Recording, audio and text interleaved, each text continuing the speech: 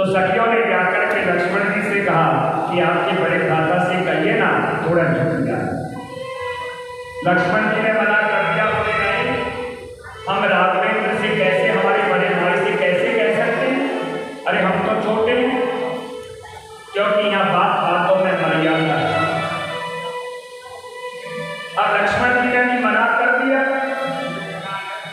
जब सखिया उदास होने लगी, लक्ष्मण जी ने मन में विचार किया कि लाखों नर नारी जिस दृश्य को देखने के लिए अपनी अपनी आंखों की पुतलियों को पकड़ करके खड़े हैं, मेरी राघवेंद्र इतनी देरी क्यों लगा रहे हैं, तो मुझे ही कुछ करना पड़ेगा। लक्ष्मण जी ने क्या किया, अपने सिंहासन से खड़े हुए और जाकर के भगवान राघवेंद्र के चरणों में साष्टांग लेटे। और जैसे ही भगवान राघवेंद्र के चरणों में साष्टांग लेटे, भगवान राघवेंद्र माला वाला बोले, और जैसे ही लक्ष्मण जी को उठाने के लिए नीचे झुके और माता जानकी जी ने बरसाला किया।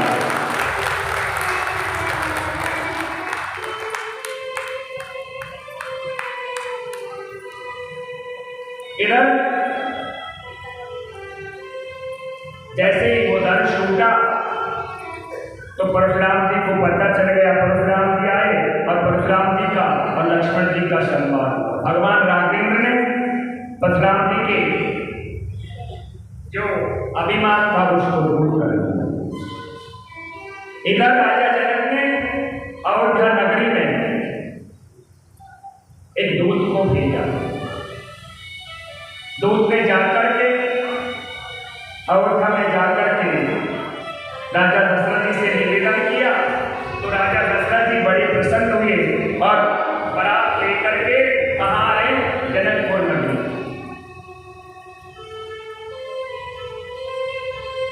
अब जनकपुर नगरी में बारात लेकर के आ गए। अब इनका बोले अभी तक तो भगवान राघवेंद्र की बात थी, अब बोले एक नहीं दो नहीं चारों भाइयों का ही विवाह हो गया। जानकी जी का विवाह भगवान राघवेंद्र के साथ, उर्मिला जी का विवाह लखनलाल जी के साथ में, मांडवी का विवाह भरतलाल जी के साथ में, अश्वत्थ कीर्ति का विवाह शत्रुघ्न लाल जी के साथ में। अब ये चारों भाइयों का विवाह हो गया और चारों भाई अपनी दुल्हन को लेकर के और अयोध्यापुर नगरी में वापस लौट करके आ गए। कहते हैं कि आज अयोध्या में उसी की कोई सीमा नहीं है। सुखदेव स्वामी कह रहे राजा परीक्षित कभी कभी क्या होता है, थोड़े ज्यादा सुख हो जाता है, ज्यादा खुशी हो जाती है तो किसी की नजर लग जाती है, और यही काम अयोध्या में हो। अयोध्या में क्या हुआ, बोले मंत्रा के रूप में उस विग्रह ने जन्म ले लिया। भगवान राघवेंद्र को राजा दशरथ जी राजगद्दी पर बैठाना चाहते हैं। इधर भरत और शत्रुघ्न जी बोले अपने मामा के यहाँ चले गए। मंत्रा को जैसे ही पता चला तो मंत्रा ने क्या किया, केकई की बुद्धि को विकृत कर दिया, केकई को आकर के भड़का दिया। बोले देखिए, अरे तुम्हारे पुत्र यहाँ है ही नहीं, और उसके पीछे राघवेंद्र को राजगद्दी पर बैठा। एक बार तो केकई जी ने बोले मंत्रा को डांट दिया। मंत्रा ने कह दिया हमें क्या लेना देना, और नप होए हमें का हानि, चेरी छोड़त होए प्राण। बोले कोई भी राजा बनो, हमको क्या लेना, हमको कोई दासी की दासी नहीं। लेकिन केकई की बुद्धि में बंधन पैदा हो गई, और केकई जी से मंत्रा ने कह दिया कि जो तुमने जो दो वरदान दिए ना धरोहर के रूप में राजा दशरथ को, वो वरदान मान लीजिए, इससे बढ़िया मौका नहीं आएगा। तो केकई जी बोले भगवान राघवेंद्र की राज की तैयारी चल रही है। इधर केकई ने क्या किया, भवन में चले गए। राजा दशरथ को बचा चला तो केकई जी के पास में पहुंचे, पूछा तो केकई जी ने कह दिया कि जो दो वचन आपने हमें जो धरोहर के रूप में रखे तो एक वचन में भगवान रामेंद्र को 14 वर्ष का वनवास और दूसरे वचन में परम जी को राज्याभिषेक भगवान रामेंद्र को पता चला तो भगवान रामेंद्र सुबह प्रातःकाल अयोध्या नगरी को छोड़ करके जाना चाहते हैं, लेकिन माता जानकी जी को पता चल गया, लक्ष्मण जी को पता चल गया और ये ने भी भगवान रामेंद्र मना करने के बाद में भी अब ये दोनों भी भगवान राम के साथ में वन की और प्रस्थान कर रहे हैं।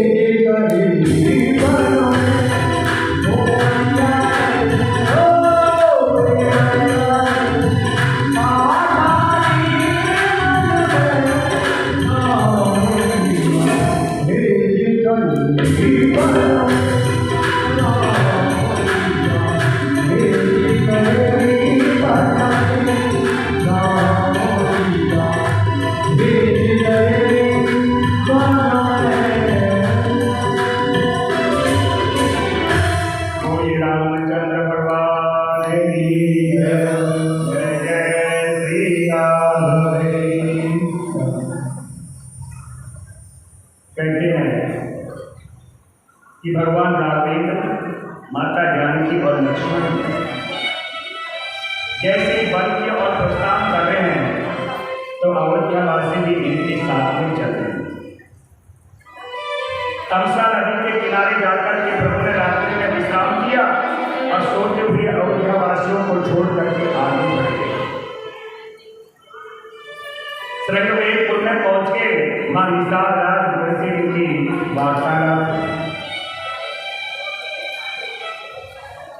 सुमन जी को राजा दशरथ जी ने भेजा है कि इनको रथ में बैठा करके लेकर के जाओ और 2-4 दिन इनको बोले घुमा करके और वापस लेकर के आ जाए। तो सुमन जी भगवान राघवेंद्र से निवेदन किया, भगवान राघवेंद्र ने मना कर दिया। अब जैसे सुमन जैसे लौट करके आए, राजा दशरथ जी ने जैसे सुमन जी को देखा, पूछा, सुमन क्या भगवान राघवेंद्र मेरे पुत्र राघवेंद्र बिटिया जानकी जी और लक्ष्मण जी को लौटा करके लाए? जैसे ही सुमन जी ने मना किया, राजा दशरथ ने राम राम कहि राम कहि राम राम कहि राम तन पर हरिया रोगी राम जयऊ सुरधाम। राम राम कहते हुए अपने पंचभौतिक शरीर का त्याग। कहते हैं कि जो राजा दशरथ आज इंद्र के सिंहासन पर विराजमान होते थे, आज भगवान राघवेंद्र की याद में अपने पंचभौतिक शरीर का त्याग। राजा दशरथ के शरीर को सुरक्षित रखा गया औषधियों के द्वारा। इधर गुरु वशिष्ठ जी ने भरत जी को बुलावा भेज दिया और भरत जी जैसे लौट करके आए और भरत जी को पता चला तो भरत जी अपने आप को बहुत खुश थे। माता केकई को बहुत कुछ सुनाते हैं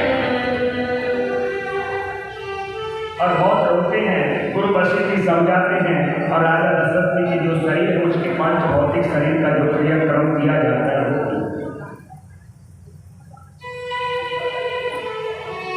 अब भरत जी ने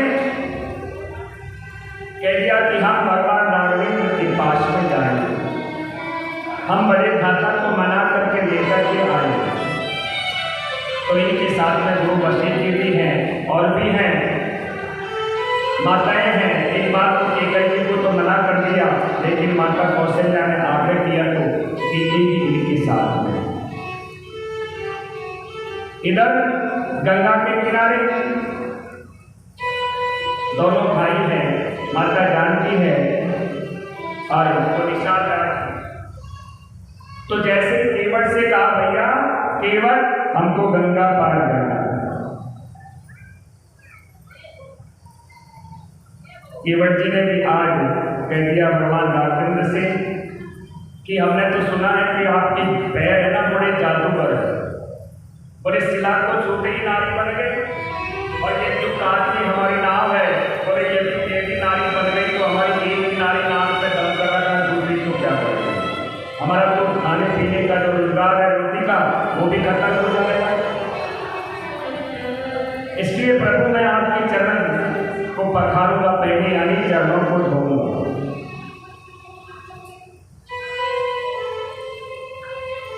इनके चरणों को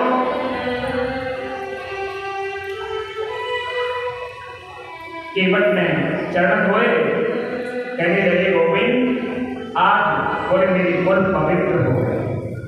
भगवान की चरण धोकर के चरणों तक लिया और केवट जी भगवान राघवेंद्र, माता जानकी और लक्ष्मण जी को अब गंगा पार करा रहे। मेरी नैया में लक्ष्मण राम, गंगे मैया धीरे भरो। मेरी नैया में लक्ष्मण राम,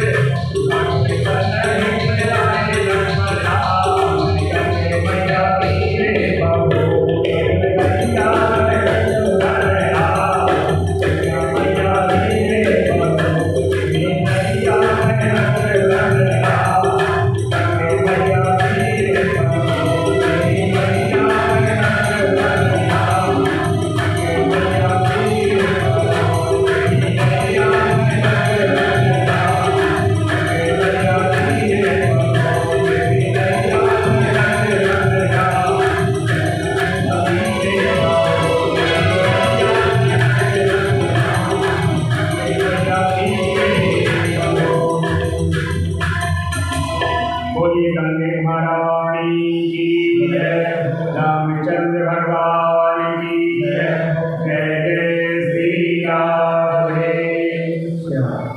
भरत जी की और भगवान राघवेंद्र की दोनों की भेंट हुई। राजा जनक भी आ गए, लेकिन भगवान राघवेंद्र को लौटा करके नहीं ला पाए। भरत जी और उनकी चरणों पादुका को लेकर के आ गए।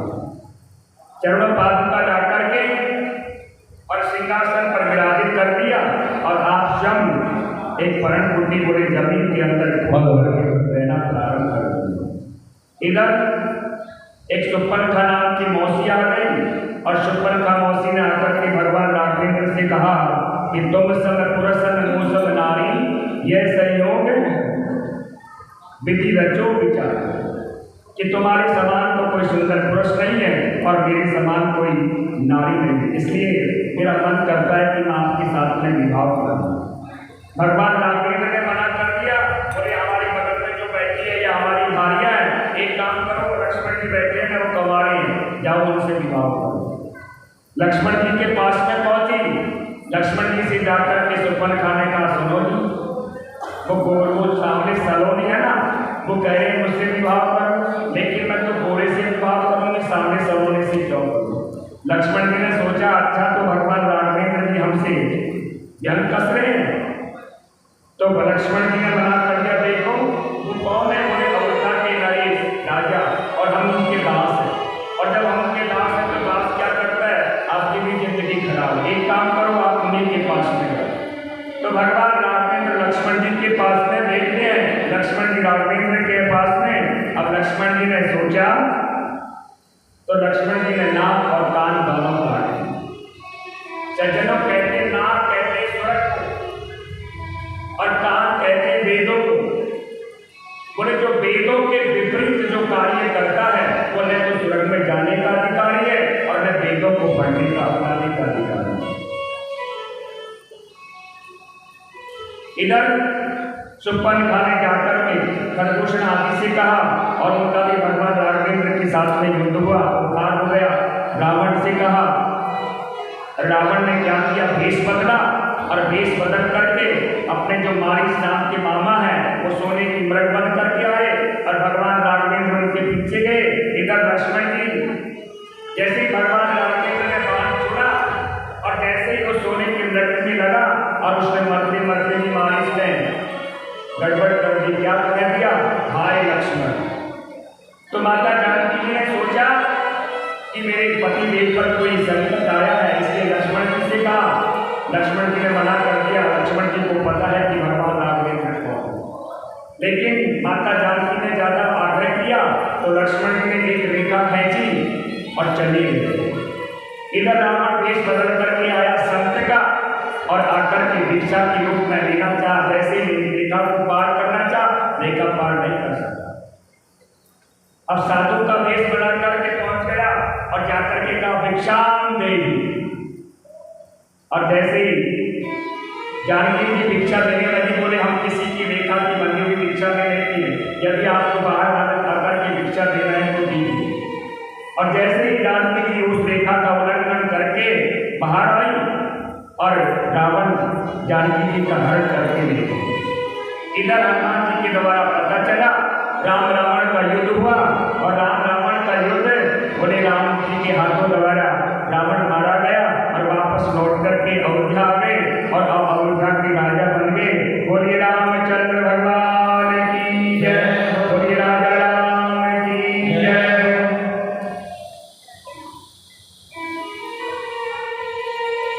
अथम श्रुण्वतम राजा वंशो मनस्य पावना यस्मदादौ भूपो कीर्तनम पुण्य कीर्तये। बड़ी बहुत से सुनने की बात है। अब हम चंद्रवंश में प्रवेश कर रहे हैं। अभी तक हम सूर्यवंश में थे, अब चंद्रवंश में प्रवेश कर रहे हैं। तो कहते हैं सुखदेव स्वामी राजा परीक्षित थे कि नारायण के पुत्र है ब्रह्मा, ब्रह्मा के पुत्र अत्रि, अत्रि के पुत्र श्रीमान चंद्रमा, चंद्रमा के पुत्र बुद्ध, बुद्ध के पुत्र है पूर्वा और इन्हीं पूर्वा के आगे जाकर वंश में 6 पुत्रों की आयु सत्यायु है, विजय और जय। इस चंद्रवंश में राजा हुआ और उस राजा का नाम है गावी। गावी चंद्रवंशी राजा है, तपस्वी है। अब गावी के यहाँ पुत्र तो है नहीं और एक पुत्री है और उस पुत्री का नाम है सत्यवती। अब सत्यवती का विवाह ऋचक मुनि के साथ में करना पड़ा, न चाहते हुए भी ऋचक मुनि के साथ में करना पड़ा, क्योंकि एक बार ऋचक मुनि ने सत्यवती को देख लिया और देखते ही इनका मन बदल गया और राजा के पास में जाकर के कहा कि तुम्हारी पुत्री का विवाह हमारे साथ में करो। अब राजा मना भी नहीं कर सकता क्योंकि ये परम तपस्वी ऋषि है और यदि मना कर दिया तो श्राप दे देंगे। तो राजा ने मन में सोचा, कहा ऋषि और कहा मेरे महलों में पली हुई राजकुमार। तो राजा ने एक शर्त रख दी, बोले 1000 श्याम वर्ण के घोड़े लाकर के यदि आप हमें दे दोगे तो हम हमारी पुत्री का विवाह आपके साथ में करेंगे। अब ऋचक मुनि बड़े तपस्वी ऋषि हैं, उन्होंने क्या किया, अपनी तपस्या के प्रभाव के द्वारा 1000 श्याम वर्ण के घोड़े उत्पन्न करके और राजा को ले जा करके दे दिया और राजा को न चाहते हुए भी अपनी पुत्री का विवाह ऋचक मुनि के साथ में करना। अब ये राजा गावी रोते रहेंगे, एक पुत्री थी वो भी पराये घर चले गए। एक दिन राजा गावी ने अपनी पत्नी से कहा, देवी हमारे जो दामाद है ना वो बड़े तपस्वी हैं, आपको पता है उन्होंने अपनी तपस्या के द्वारा 1000 श्याम वर्ण के घोड़े उत्पन्न कर दिए और रसायन शास्त्र के ज्ञाता भी। तो अब की बार जब हमारी पुत्री हमसे मिलने के लिए आए, अब मैं तो पिता होकर के पुत्री से ये पूछ नहीं सकता, लेकिन तुम माँ हो तो अपनी पुत्री से पूछना और कहना कि हमारे दामाद कोई ऐसी औषधि दे जिससे हमारे पुत्र उत्पन्न हो जाए। तो एक बार गावी की पुत्री सत्यवती मिलने के लिए आई और गावी की पत्नी यानी सत्यवती की माँ ने सत्यवती से कहा और सत्यवती ने अपने पति से कहा। तो ऋचक मुनि ने एक चरु युक्त एक औषधि युक्त चरु बनाई, खीर बनाई और उस खीर के 2 भाग किए, एक 2 पात्रों में रखी, एक में थोड़ी ज्यादा थी, एक में कम थी। कम वाली सासू जी के लिए और ज्यादा वाली पत्नी के लिए। सासू जी ने सोचा तो हमारे दामाद जो बात करें पत्नी की बेटी के लिए, हमारी बेटी के लिए ज्यादा, हमारे लिए कम, इसलिए क्या किया है कि सासू जी ने अदला बदली कर दी। जो बेटी वाली खीर है जो हमने खा ली और अपनी खीर बेटी को खिला दी, इसलिए अदला बदली कर दी सासू जी ने। बोले जो सासू जी के पुत्र हुआ यानी सत्यवती की माँ के जो पुत्र हुआ वो क्षत्रिय होते हुए भी ब्राह्मण बन गए और वो कौन है, उसका नाम है विश्वामित्र। विश्वन आसक्तम इति विश्वामित्र। बोले ऋचक मुनि के जो पुत्र हुआ उसका नाम है जमदग्नि और ये जमदग्नि की पत्नी का नाम है रेणु और इनके 4 पुत्र हुए और सब 4 पुत्रों में सबसे छोटे पुत्र है परशुराम। एक दिन परशुराम जी के पिता जमदग्नि ने अपनी पत्नी रेणुका को जल लाने के लिए भेज दिया नदी। तो वहां एक गंधर्व और गंधर्विया दोनों आपस में किलोल कर रहे थे और यह उनको देखने लगे और देखने लगी तो समय कुछ ज्यादा हो गया और उनका संध्या मंदिर का समय निकल रहा जमदग्नि का। अब ये जैसे ही लौट करके आई इनसे पूछा कि इतना समय कहाँ लगा है। अब ये घबरा गई क्योंकि पति मरता है। तो जैसे ही जमदग्नि ने पिता ऋषि से देखा, अच्छा तो एक पतिव्रता नारी को ऐसा देखना अच्छा लगता है। पतिव्रता नारी तो बोले भूत कर भी स्वप्न में भी किसी पराई पुरुष का प्रसन्न करते हुए बोले देख नहीं सकती। तो जमदग्नि ने अपने बड़े पुत्र से कहा, बेटा एक काम करो, तुम्हारी माँ का सिर धड़ से अलग कर दो। बड़े पुत्र ने मना कर दिया उससे दूसरे नंबर वाले ने भी मना कर दिया, तीसरे वाले ने भी मना कर दिया। अब परशुराम जी का चौथे नंबर के परशुराम जी से कहा, बेटा एक काम करो, तीनों तो तुम्हारे भाई और ये चौथी तुम्हारी माँ, और इसका भी सिर धड़ से अलग करो, चारों का करो। परशुराम जी जानते हैं कि मेरे पिता जगदम्बी बड़े तपस्वी हैं, तो परशुराम जी पितृभक्त हैं। परशुराम जी ने क्या किया, अपने पर्से से बोले तीनों भाई और माँ चारों का सिर धड़ से अलग कर दिया। अब परशुराम से जगदम्बी ऋषि ने कहा, बेटा परशुराम, मैं तेरी पितृ भक्ति पर बहुत प्रसन्न हूँ, तेरे मन में जो इच्छा है वो वरदान मांग।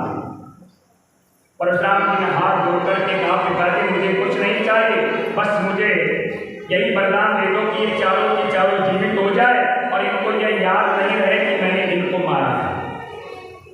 तो वापस ये चारों के चारों जीवित हो गए।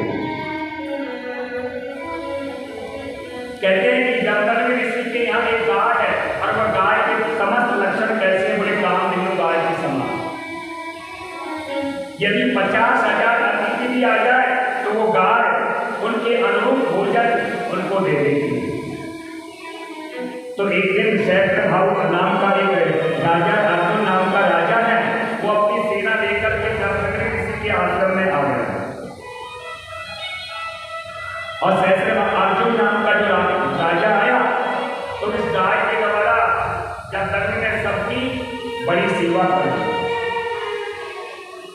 सहस्रा अर्जुन ने देखा कि गाय तो बड़ी कमाल, तो जगदम्बी ऋषि से कहा कि एक काम करिए महाराज, तुम तो बाबा जी गाय को लेकर के क्या करें, इस गाय को हमको दे दीजिए। जगदम्बी ऋषि ने कह दिया कि यह गाय ऋषियों के लिए है, राजाओं के लिए नहीं। लेकिन सहस्रा अर्जुन को अपने बल का बड़ा अभिमान का, पद का, हम राजा हैं, तो जबरदस्त ऐसे गाय ले जाना चाहा। तो परशुराम जी को पता चला और परशुराम जी का और सहस्रा अर्जुन दोनों का युद्ध हो गया और परशुराम जी के द्वारा सहस्रा अर्जुन मारा। अब सहस्रा अर्जुन को मार दिया। इनके पिता जमदग्नि ने परशुराम से कहा, बेटा तूने राजा की हत्या की है, इसलिए पाप किया है और पाप का पश्चाताप करना जरूरी। एक काम करो, तुम तीर्थ यात्रा करने के लिए चले जाओ। अब ये परशुराम की तीर्थ यात्रा करने चले थे, लेकिन सहस्रा अर्जुन के जो पुत्र हैं उनके मन में ईर्ष्या हो गई कि इसने हमारे पिता को मारा है तो अब इसके पिताजी को ही मारे। अब परशुराम जी चले गए तीर्थ यात्रा करने के लिए और सहस्रा अर्जुन के पुत्रों ने क्या किया कि जगदम्बी ऋषि तपस्या में बैठा था और तपस्या में बैठ के जगदम्बी का ऋषि का सिर धड़ से अलग कर दिया। अब इनकी माँ रेणुका जोर जोर से छाती पीट करके रोना प्रारंभ कर दिया। उतने में परशुराम जी लौट करके आए और कहते हैं कि माँ ने 21 बार रुदन किया। परशुराम जी ने प्रतिज्ञा कर दी थी, मैं 21 बार पृथ्वी क्षत्रियों से विलीन कर दूंगा। जो पापी अधर्मी क्षत्रिय हैं इनको जीवित नहीं छोड़ूंगा।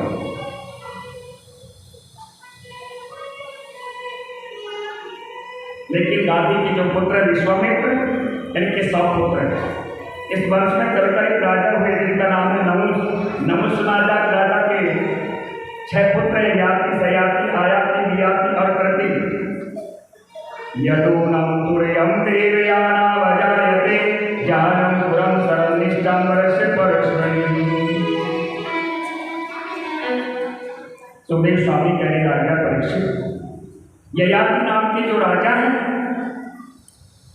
बोले इनका विवाह किसके साथ में हो गया, गुरु शुक्राचार्य की पुत्री। असुरों के गुरु है शुक्राचार्य, उनकी पुत्री है और उनका नाम है देवयानी। राजा परीक्षित तुरंत बोल पड़े, गुरुवर ऐसा कैसे, एक ब्राह्मण की पुत्री और क्षत्रिय के साथ में विवाह कैसे हो गया, ये बात हमारी समझ में नहीं है। तो राजा को सुखदेव स्वामी राजा परीक्षित से कह रहे, राजन एक बार क्या हुआ कि गुरु शुक्राचार्य की पुत्री और राजा असुरों के जो राजा हैं उनकी पुत्री सर्वनिष्ठा दोनों आपस में सही हैं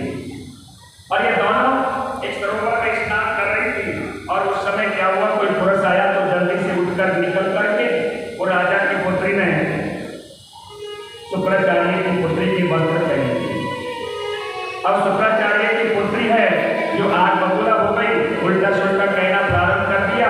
उसने क्या किया, उसके कुएं में धक्का दे दिया। इधर राजा ययाति आया, उसी किनारे से निकल रहा था और जैसे राजा ययाति ने आवाज सुनी तो देवी आई की आवाज सुनते उसको जैसे ही हाथ पकड़ करके निकाला तो उसका विवाह राजा ययाति के साथ में इस प्रकार से हुआ।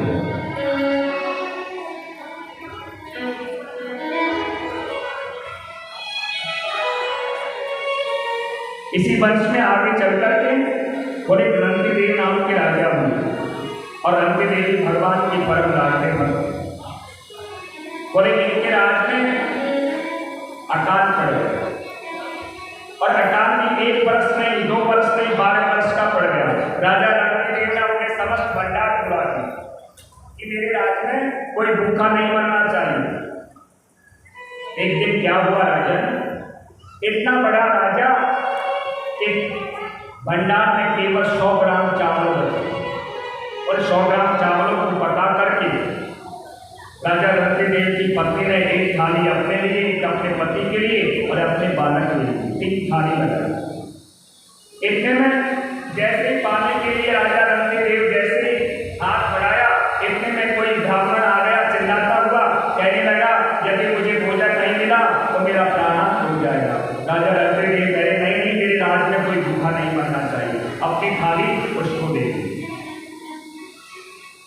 अब जैसे ही मन में सोचा परमात्मा को यही इच्छा है, आज पानी का ही भोग लगा लेते।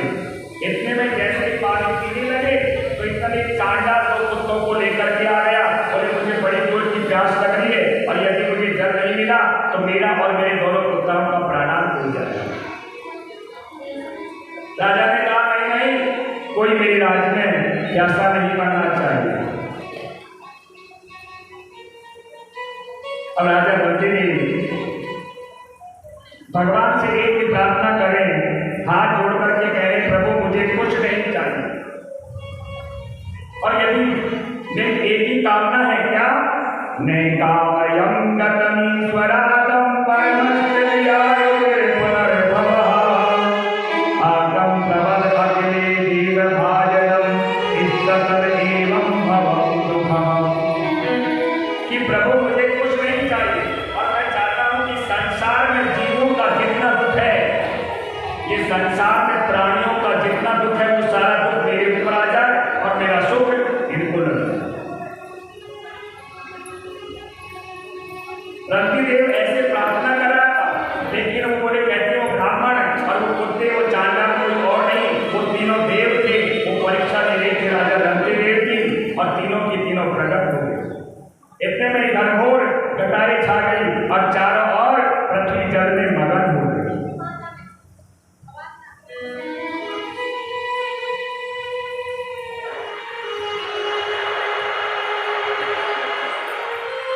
तभी तो हम भगवान से प्रार्थना करते हैं, साई इतना दीजिए जाने कुशल समान, मैं भी भूखा ना रहूं, साधु में भूखा जाऊं।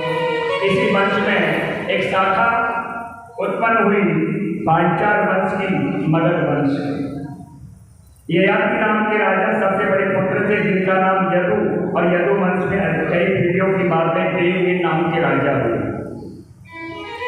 और देववीर नाम के जो राजा हुए उनके 2 पुत्र हैं, एक का नाम है अर्जन और दूसरे का नाम है प्रजन।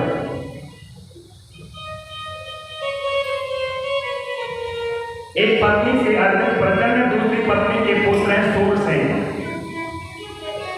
और अर्जन प्रजन के यहाँ 9 नंद थे जिसे हम नंद बाबा कहते हैं, वो इसी वंश में हुए।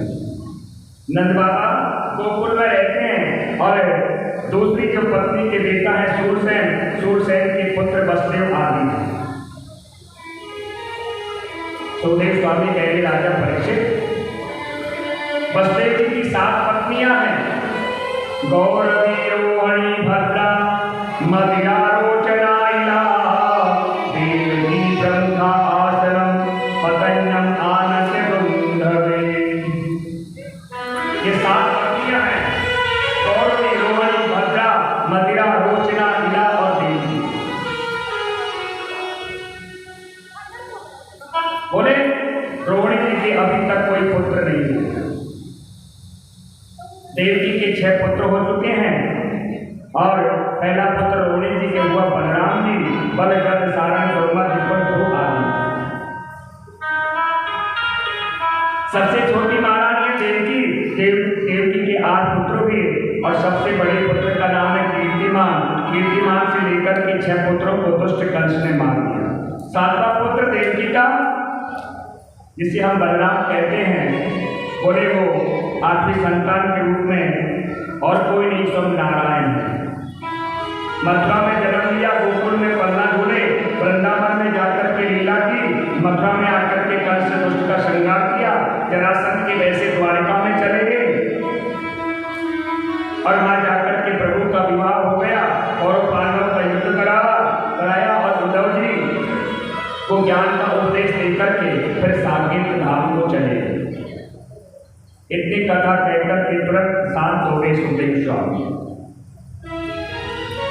राजा परीक्षित ने कहा गुरुवर हो गई कृष्ण कथा। बोले हाँ राजन, अभी आपको सुना दी, पूरी कृष्ण कथा सुना दी।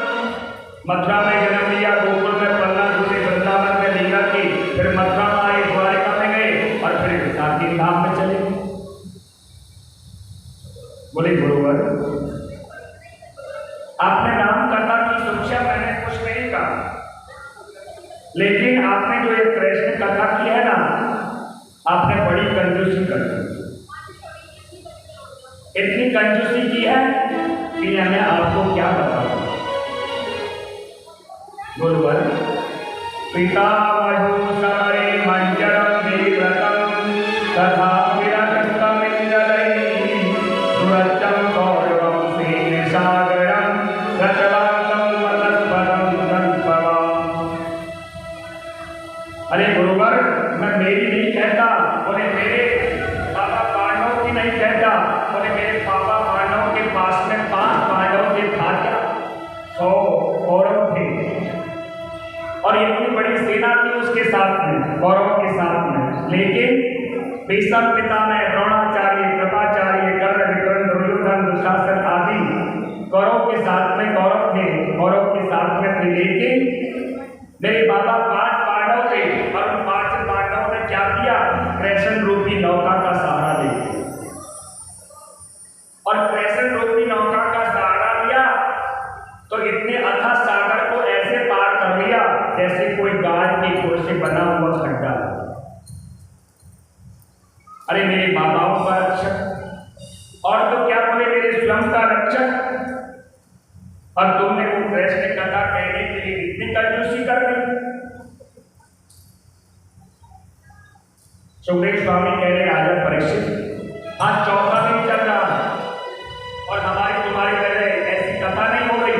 बोले ये कथा रात दिन लगातार चल रही है। सुखदेव जी ने आसन बदला और ये परीक्षित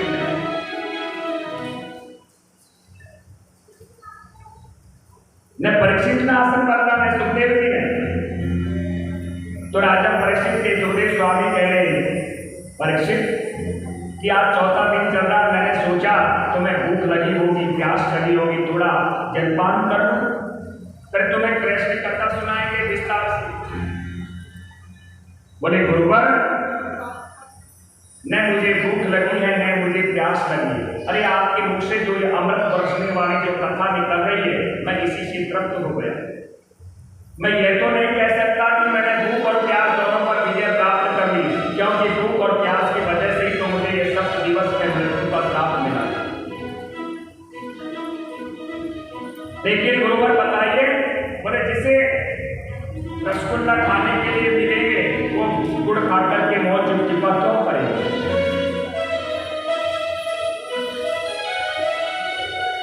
और तो क्या द्रोणम विस्त्रे विलासकमिनं वदन्नं संतानवीर्य कौरवाण्डवानां युगोपयोक्षिगत आनिचक्रो माता मे शरणं गतयः। बोले महाराज गुरु द्रोणाचार्य के पुत्र अश्वत्थामा मुझे मात्र गर्भ में नष्ट करना चाहा, लेकिन मेरी माँ आपके पास में आई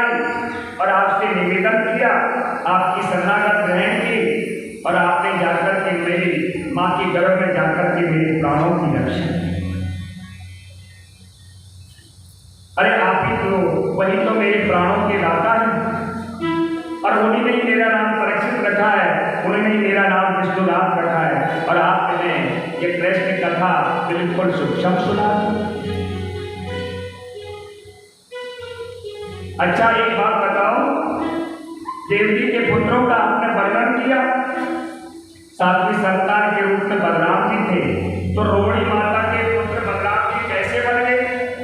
या तो ये दो बलराम जी थे, फिर एक माता के दो, एक माता से दो और एक बलराम जी हैं, तो ये दो माताओं के पुत्र कैसे बन गए? ये बात मुझे समझा है। देवतम करम संपतम कुतो दोसरे बिना, बोले जब तक दो माताओं का गर्भ नहीं करेगा तब तक कैसे दो माताओं का पुत्र बन सकता है? आप विस्तार से कहिए गुरु जी, कैसे मेरे प्रभु ने मथुरा में जन्म लिया, कैसे मेरे प्रभु ने बाल लीला की, कैसे मेरे प्रभु का मंगलमय चरित्र, कैसे कैसे भक्तों का उद्धार किया, मुझे ये कृष्ण कथा आप विस्तार से सुनाइए। सुखदेव स्वामी कह रहे राजा परीक्षित, श्रोता तो मैंने बहुत देखे हैं, लेकिन तुम्हारे जैसा भी कोई श्रोता नहीं देखा। अरे मैं सोच रहा था कि थोड़ा जलपान कर लेते, लेकिन आप कह रहे हैं कि मुझे अमृत पीने के लिए मिल रहा है, तो मैं पानी क्यों पीऊं? तो राजा परीक्षित ने कैसा सुंदर जवाब दिया। सुखदेव स्वामी जी कह रहे हैं, मेरे से तारुसम छोड़ गया तुम अभी बाधते दीवतम तुम मुखाम्बुजम सुतम हरि कथाया व्रतम। गुरुवर, न मुझे भूख लगी है, न मुझे प्यास लगी है, मैं तो आपके मुख से अमृत बरसने वाली कथा का पालन कर रहा हूं। आप मुझसे कृष्ण कथा विस्तार से करिए।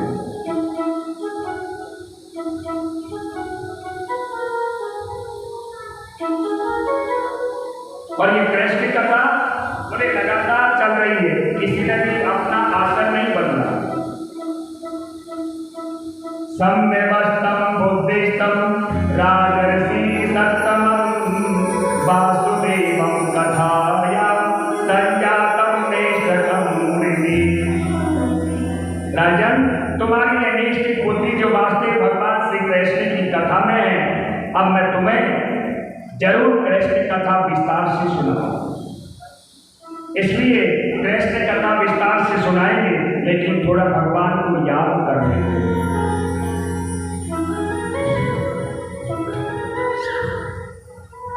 थोड़ा हम भी भगवान को याद कर लेते हैं और फिर कृष्ण कथा में प्रवेश करेंगे।